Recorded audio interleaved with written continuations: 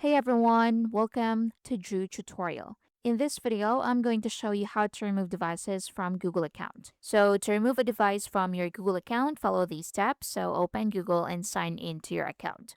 Next, click your profile in the top right corner. Then go to manage your Google account. Next, on the left sidebar, select security and sign in. So once you click security and sign in, what you need to do is to scroll down and go to your devices. So under your devices, select manage all devices. Then in here, select the device you want to remove. So scroll down and click on the device you want to remove.